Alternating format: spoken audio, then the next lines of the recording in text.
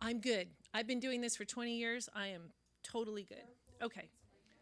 So, I mean, thank you. I appreciate the offer.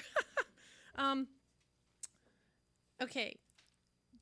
I would like to propose something to you. I came up with this idea last night that sometimes people say things and you would actually like to have another word. And usually you don't get it because in this format, what's going to happen is you're going to have a minute and a half for your opening statement. You're going to have 1 minute answers for the questions, and you're going to have a 2 minute closing statement. So you're going to get to really just tell the world your story for 2 whole minutes at the end. But I was wondering if each of you would like to have one chance during the question and answer to have a 1 minute rebuttal. So you get to pick the question that you would like to actually say, I have more to say on that topic. And what I will do is I will go through all the people who talked. You just raise your hand, you just signal to me, catch my eye, and I'll know. And the first person who tells me they want to rebut, that's the one they get to rebut. If you don't, if two people raise their hand, the first one I catch is the one I pick, then you get, I'm not going to do two rebuttals in one question. I have questions that have been submitted to me by the league, and then we will get some audience questions tonight. You don't. That's right. It's kind of like a wild card. I'm just throwing it out there. I mean, let's live big if you want to. One total for the whole night. You get one. You get one. You get them all, or you get an opportunity to like say, hey, I don't think that was factually accurate. Here's my, here's what I think is the right thing. Yeah. No? Yay? Nay? Okay, we'll try it. And just bear with me because while I have been doing this type of thing for a long time, I've never done this. So we're going to just all try it together. Helen. Getting all the questions out of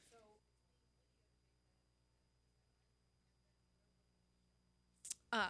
I'm going to talk about that in the opening statements, but it'll be on YouTube and also we'll show it on, I think, at least Berkeley Television. Is that right? We're going to show it on BTV?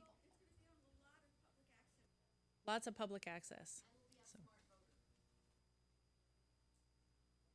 So people around the world will be able to watch this if they so choose, or you send them the link and they can find it. It'll be great.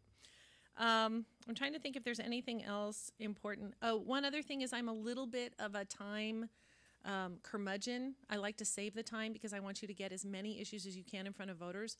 So we have this fabulous, very high-tech timer system. When the red button goes off, it means green. You're going to move in your time progression from a green light to an orange light, which is 15 seconds left, to a red light. And when that red light goes, I'll give you like maybe 1 second, and then I'll say, oh, let's save that for the next question, and we need to move on. Sorry. So it's not personal, I promise. I'm actually fairly nice in my personal life, right, honey? Yeah. Yeah. Okay. So. Yeah, well trained. So I think with that, probably we are going to be ready to go, and our cameraman is going to blink his lights.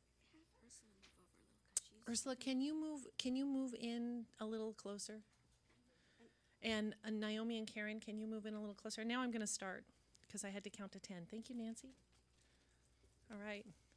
Hi, I'm Leslie Weichelfield with the League of Women Voters, Berkeley, Albany, and Emeryville, and I'll be moderating this June 2014 election event so that we can all learn more about the candidates for the Alameda County Superintendent of Schools.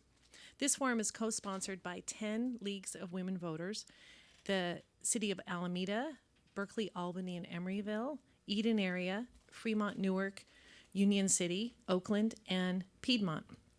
Today's forum will be recorded, and it will be replayed on many community and government cable channels in the county and will be posted on YouTube. Information on all of the candidates and the few ballot measures on the June 3rd ballot will be available in May at the California League's smartvoter.org website, as well as the County Register of Voters, and the Secretary of State provide full information. This event is live, and our candidates will be fielding questions from the live audience to my left, as well as questions prepared by the League of Women Voters in advance of today's forum.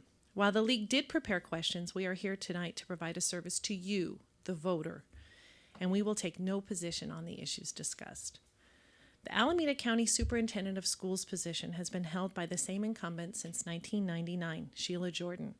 She is now retiring, and 5 candidates have stepped up to vie for your vote. The superintendent, with oversight from the County Board of Education, provides financial management advice, education compliance oversight, education services, and teacher development. The term of the office is 4 years. It starts in January of 2015.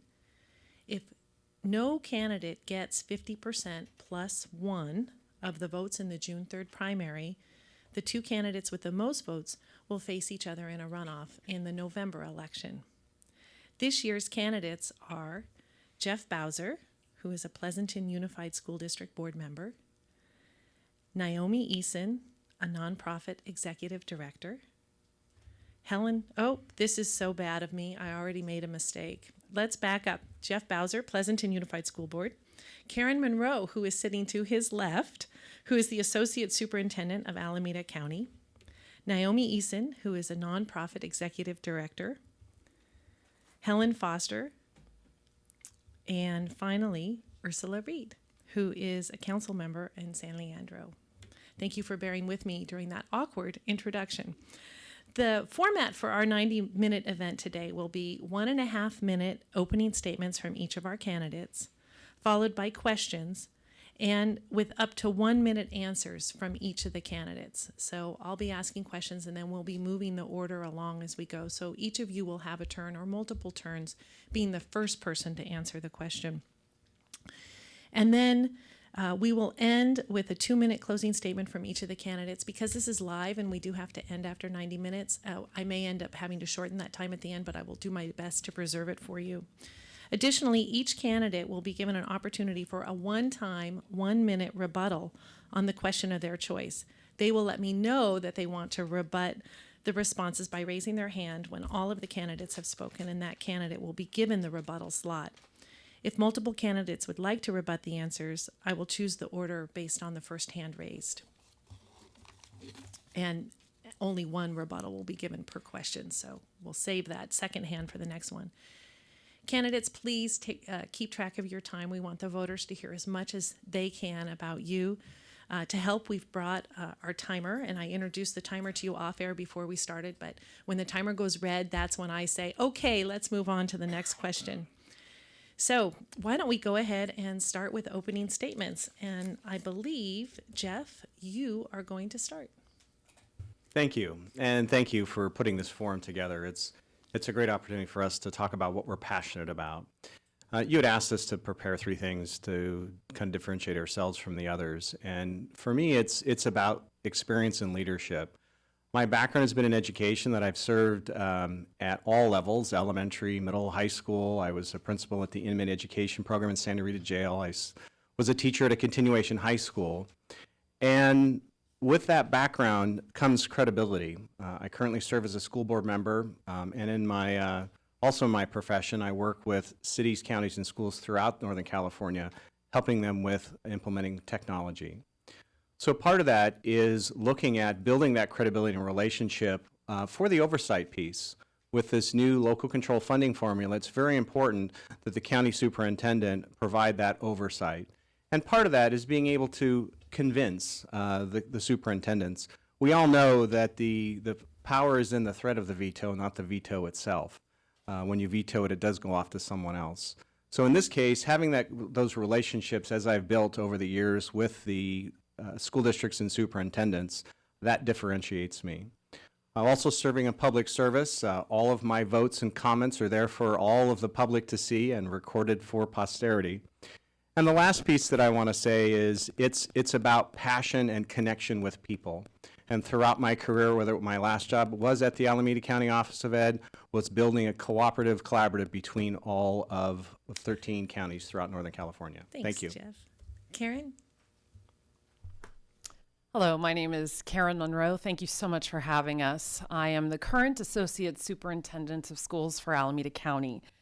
I'm a parent, a mother. I have been a teacher, a principal, a district leader at Oakland Unified. I've been director of academics for Seneca Center.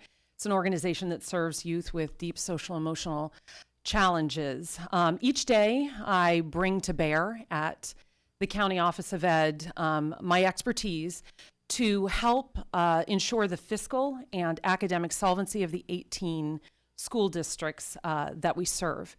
The other thing that I do on a daily basis is lead our exceptional group of professionals to provide high quality teacher professional development for the teachers we serve in the district. There are about 200,000 students in the district, and for the teachers that we serve.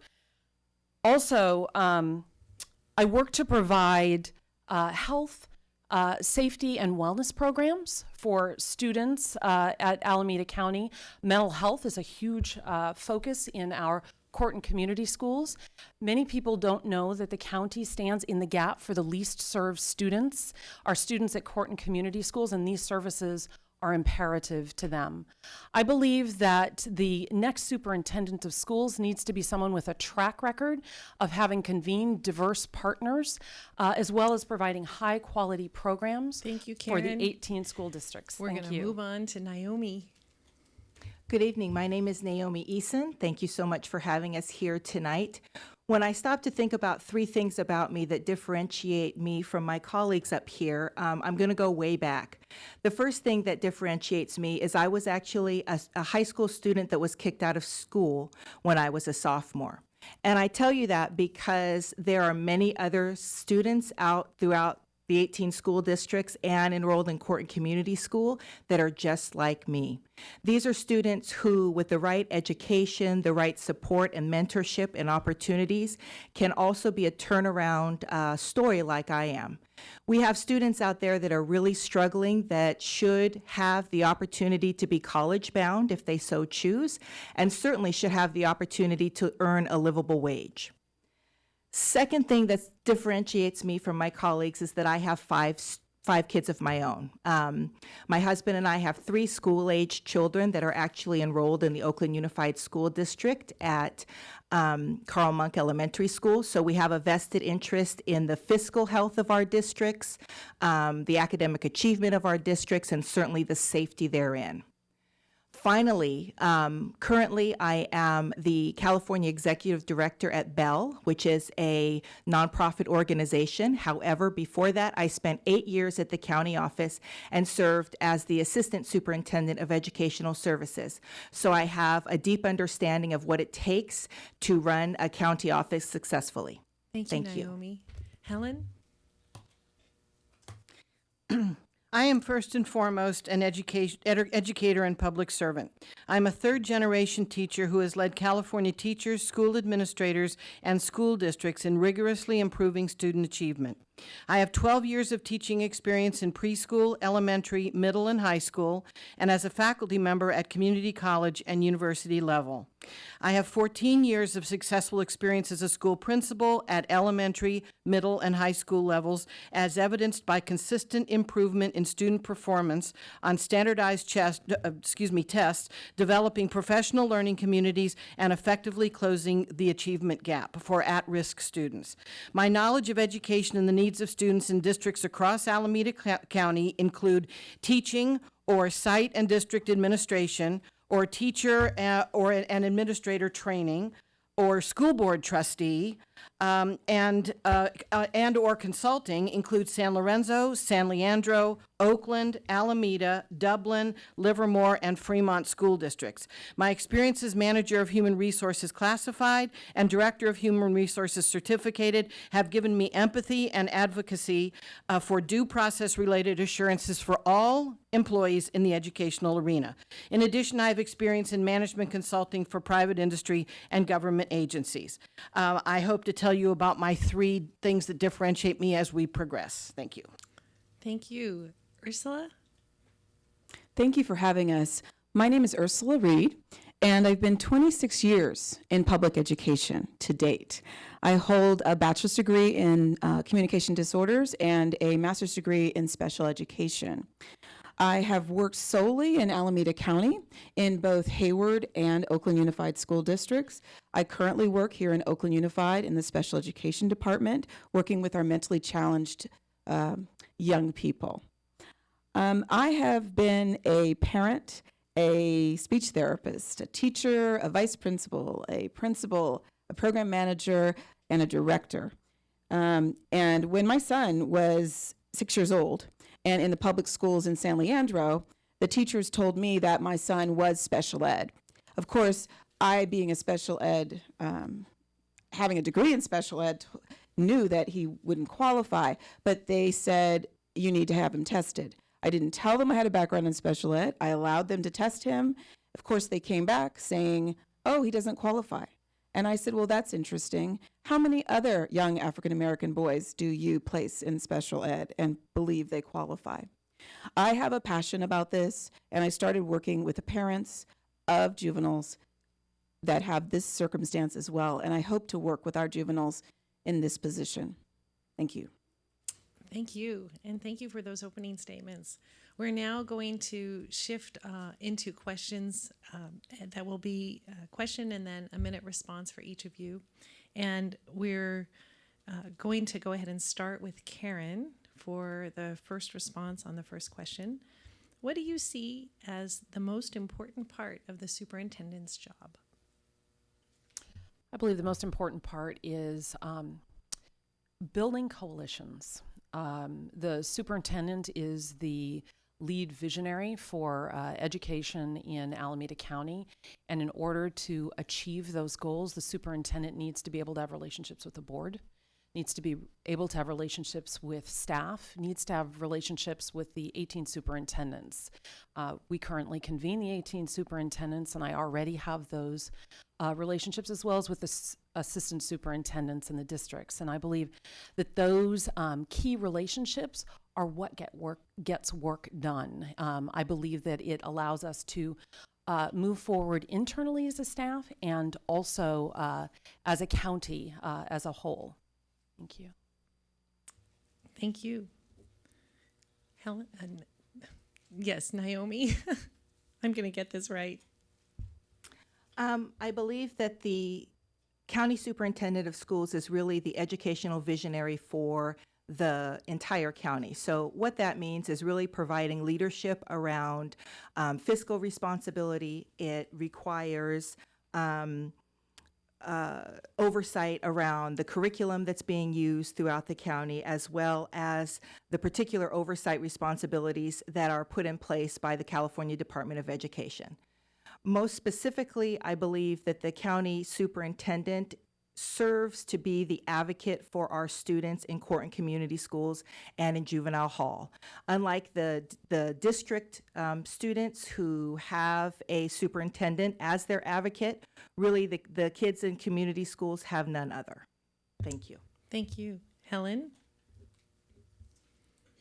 I'm going to speak from the position that it's on.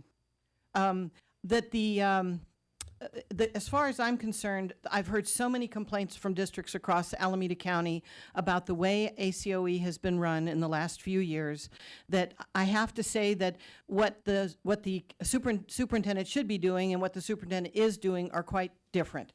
The first thing that I think should be done is a needs assessment, because after 16 years of the same programs and not a huge difference in them, that's what needs to happen, is we need to find out what districts need. And ideally, ACOE is the nexus of all the best practices and the best information that can be provided and shared with all the districts across Alameda County. The districts themselves do not have time to research and find. That is foremost in terms of providing the best education we can for students in Alameda County. Thank you. Ursula? I believe the superintendent needs to be a visionary, an educational leader who is an advocate for our students who are served the least, the students that are in our alternative programs that are falling between the cracks. We also, as a superintendent, need to be cognizant of the two new reforms that are underway, the local control funding and the Common Core standards. With local control funding, we need to be able to provide professional development. We need to provide a standard by which the districts can look to and use us as a sounding board and a resource in order to put together their plans for the funding and how they plan to start implementing the Common Core standards. Thank you. Thank you. Jeff? Thank you. You know, people ask, why do we have an elected superintendent? And it's a great question.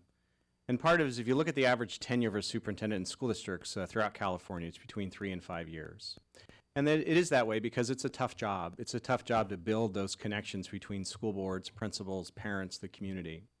But the county superintendent being elective can really push the envelope. For the first time, they're going to have oversight over the local control accountability plan.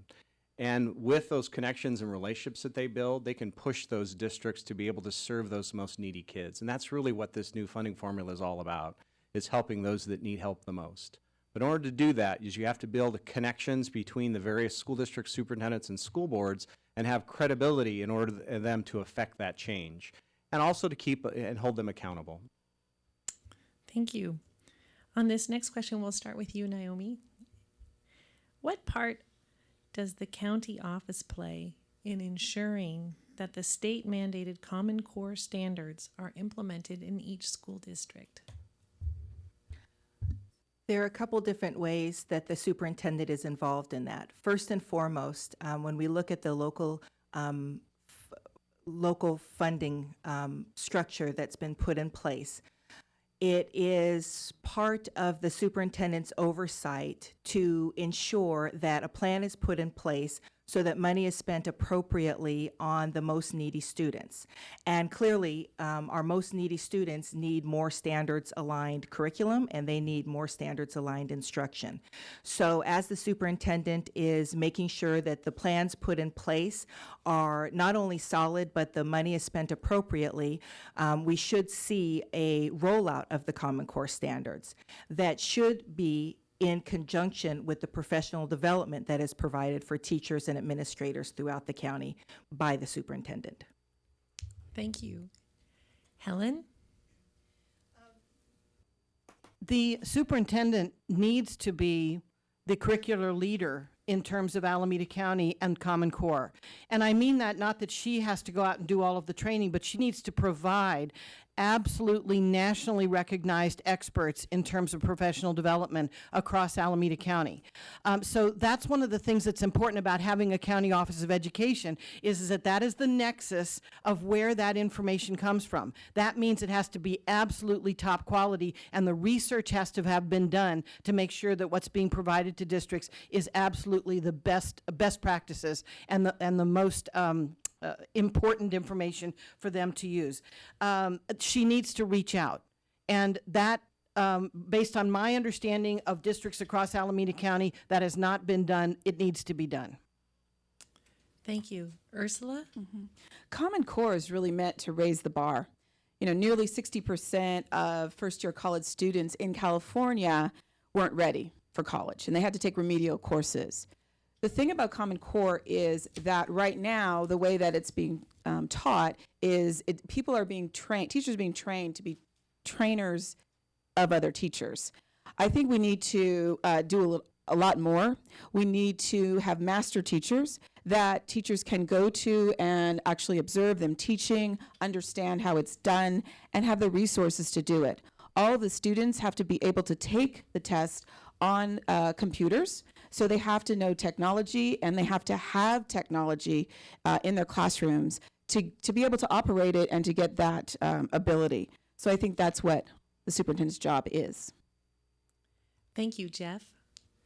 You know, there's nothing more important than we have in looking at this change in teaching throughout California and throughout the United States, and nothing more important than the Common Core.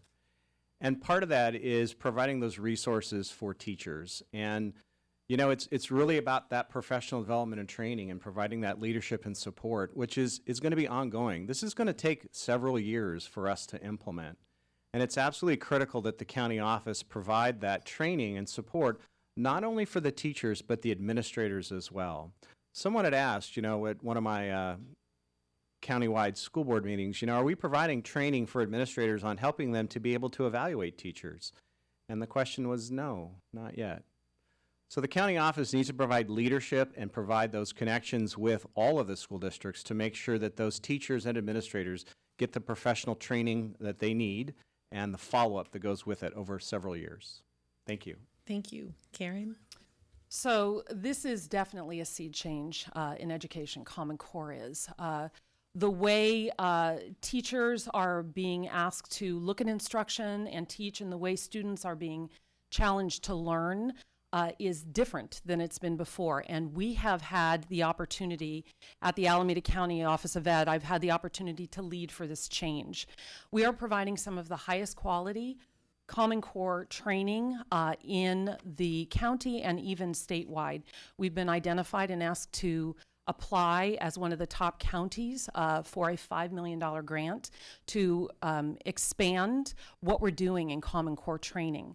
So one of the things that we will be doing with that is training coaches and leaders. We currently have training for administrators because that is an important part of the role of leading for the Common Core, making sure that in the schools, the administrators also have that ability to know and to be able to lead for this change. Thank you.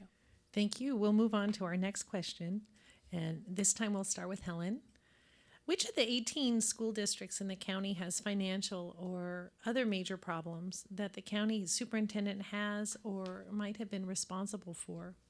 What are the problems and how would you solve them? It is commonly known that Oakland and other Alameda County districts have had fiscal difficulties at several different times during the past, even before the last economic downturn. Despite being fully aware of the history and despite being fully responsible for the fiscal oversights of these districts, the county superintendent has failed to provide consistent and helpful fiscal advice and counsel to these districts. By now, the county superintendent and her deputies should know as much about the programs and use of financial resources as do the district's own administrative staff, but that is not the case. Why is there even a county office if all that it's not successful in making a difference to different districts and who are notoriously having financial problems? As the new county superintendent of schools, I will hold myself accountable for the fiscal solvency of the districts in Alameda County. I will not passively wait for the second interim budget report to tell me if a district is expected to be qualified or negative. Thank you, Helen. Ursula? Yes, Oakland has been in receivership since 2004. I know that because I was working at the time in Oakland when it happened. And as a county superintendent, the job is really to not ever let that happen. The budgets go through the county office as one of the tasks of the superintendent before the budget goes to the state. So it's sort of like the clearinghouse. So the state doesn't have to do the work. We take over and we do the work at the county level. And that's when you notice there's a problem as a superintendent, when you jump in and provide the resources that that school district needs in order to be solvent. Thank you. Thank you. Jeff? You know, we're going to find out about the solvency of school districts. We have a new way of funding schools now, and schools are going to have a different way of receiving dollars. So those school districts that may have been underwater or struggling before may not be, but the two districts that come to mind are Hayward and Oakland. Hayward has a great leader right now, and they've struggled with superintendent turnover. And I think with the current leadership they have and providing some stability and direction in Hayward, I think we'll see some great changes. Oakland, and as well as Hayward, they also struggle with teacher turnover. I don't know if you heard, but the Oakland or LA Unified settled now a fairly multi-million-dollar lawsuit about teacher turnover. And so my biggest concern in some of our inner-city schools is the turnover of teachers in those schools, and it's incumbent upon those districts to work with their teachers association to provide some sort of incentives to provide our best and brightest at those schools, because only when we have our best and brightest at those schools will we provide get our best and brightest principals and provide a hope for change within those districts and schools.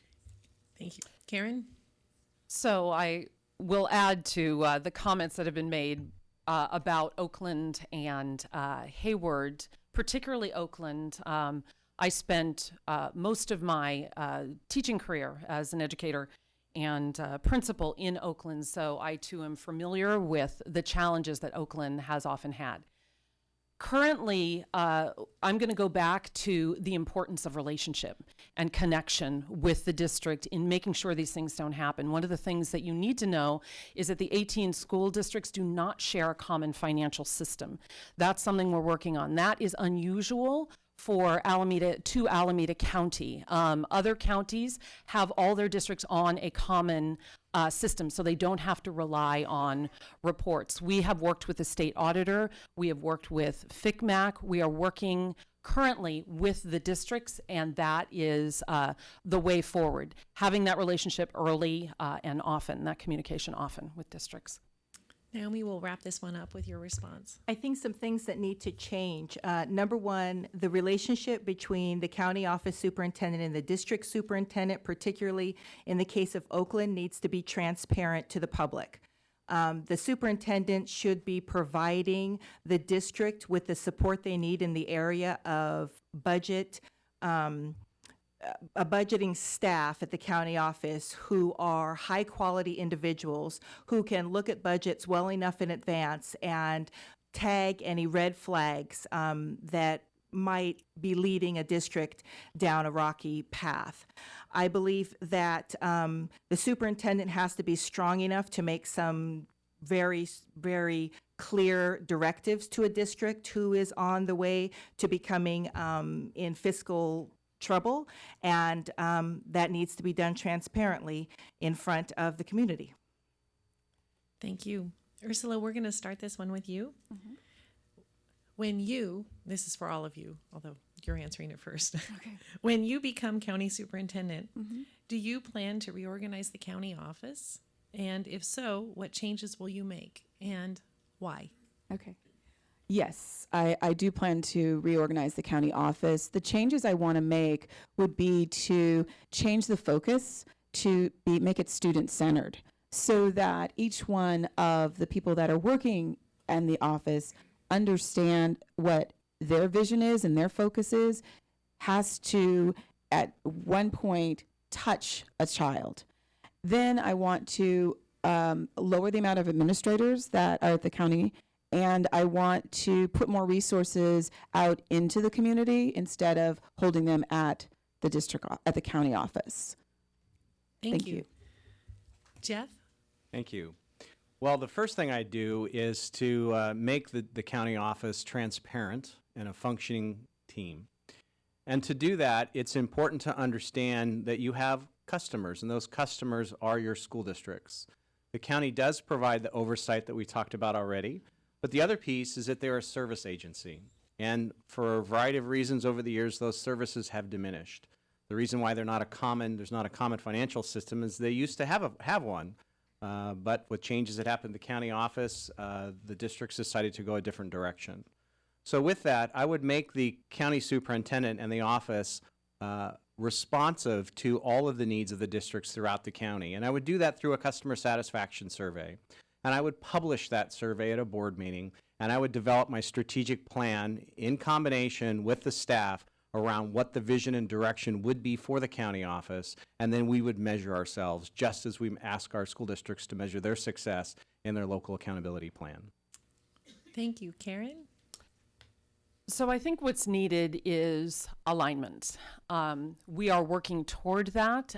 What I have begun is an initiative that I call Facing Our Futures, and FACE stands for Becoming a Flexible, Accountable, Collaborative, and Effective Agency. A huge part of that is for us to be aligned around a single vision for the agency, and that's something that we're starting in educational services and growing out to the rest of the agency. So I don't believe that things need to be completely reorganized, but I do believe that people need to work in service of a collective vision for the agency, and that's something that we have begun to do and that we are growing at Alameda County Office of Ed. Thank you. Naomi? First and foremost, what needs to be in place is a clear vision for the County Office of Education, and that vision needs to have input not just from the ACOE staff members, but also, of course, from the board members, as well as the district superintendents. Once a vision is in place, it is easier to realign staff, divisions, and resources to best support that vision. But it doesn't work unless the process you put in place is transparent and unless you are seeking input from all stakeholders. Thank you. Thank you, Helen. We'll wrap this one up with you. If you go to my website, I have this very clearly outlined. I'm going to try to tell you it as quickly as I can. First of all, urgently conduct a needs assessment by surveying stakeholders, then analyzing the data to vigorously move towards answering those needs in the smartest and most cost-effective ways possible. Second, developing economies of scale across Alameda County to reduce healthcare costs and increase options for all public school employees in the county. Third, correct years of missed opportunities at ACOE to prevent the finest professional development in California by nationally recognized experts. 4, develop